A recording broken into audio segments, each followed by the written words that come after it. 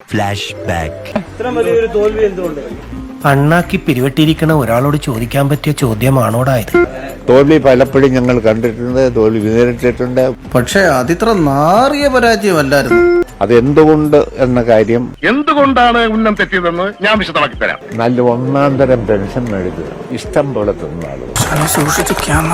ആശാൻ വിപ്ലവം ഉണ്ടായ വഴി പറയുമ്പോഴാണോ ഇടയ്ക്ക് കയറുന്നത്. എന്നിട്ട് നേരെ എതിർ വോട്ട് ചെയ്തു എന്ന് പറഞ്ഞാൽ അതിന്റെ പേര് ഇതുമാതിരി പിറപ്പ് പണിയെന്ന് പറയും. പക്ഷെ അതൊന്നും നമ്മൾ ആരോടും പറയുകയില്ല. അതാണ് പാർട്ടിയുടെ പ്രഖ്യാപിത നയം. ഇതെല്ലാം വാങ്ങി നല്ല ഭംഗിയായി ശാപ്പാട് കഴിച്ചവര് നല്ല ഭംഗിയായി നമുക്കിട്ട് വെച്ചു എന്നാണ് എനിക്ക് തോന്നുന്നത്. എടാ ഡ്യൂപ്ലിക്കേറ്റ് ഇന്ത്യൻ കഴിവറടാ മോനെ. പൊട്ടനാ നീ, ചോറല്ലേ കഴിക്കുന്ന? സ്റ്റാൻഡായിട്ടല്ല, ഇതെല്ലാം വാങ്ങിച്ച് നല്ല ഭംഗിയായി ശാപ്പാട് കഴിച്ചിട്ടുണ്ടാവുന്നത്. എന്നിട്ട് ഏതോ തക്കതായ നൈമിഷികമായ വികാരത്തിന് എതിരെ വോട്ട് ചെയ്തു എന്നാണ് എനിക്ക് തോന്നുന്നത്. പിന്നല്ലാതെ ശാപ്പാട് കഴിച്ചാലേ നിങ്ങൾ എനിക്കൊരു ചായ മേടിച്ചു തന്നാൽ അതിനൊരു മര്യാദ ഞാൻ നിങ്ങളോട് കാണിക്കണ്ടേ? എടോ തിരുമണ്ട, അന്നെയൊക്കെ സെക്രട്ടറി ആക്കി വെച്ചിരിക്കുന്നത് കണ്ട ചാനലുകാരുടെ മുന്നിൽ വിഡിത്തം വിളമ്പി ആളാവാനല്ലടോ. ഇപ്രാവശ്യം അന്റെ വക്കാലത്ത് പിടിക്കാൻ പാർട്ടിയെ കിട്ടൂല.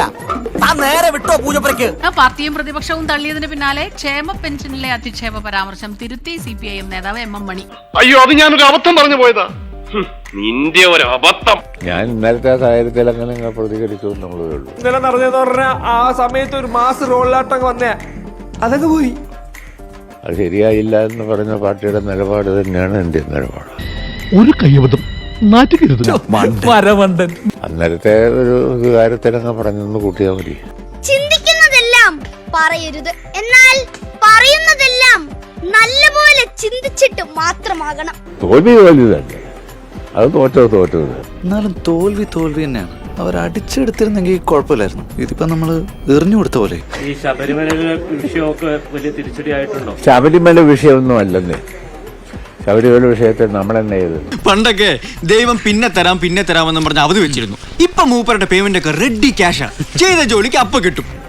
തോറ്റു എന്ന് പറഞ്ഞാൽ മുണ്ട് മടക്കി കുത്തിക്കൊണ്ട് ജനങ്ങൾക്കിടയിലേക്ക് ഞങ്ങൾ ഇറങ്ങും. അടിക്കാതിരിക്കുന്നവർക്ക് ബോറടിക്കുന്നതിന് മുമ്പ് ചെല്ലണ്ട നേതാവേ. തൽക്കാലം ഇത്രയും മതി. വരട്ടെ.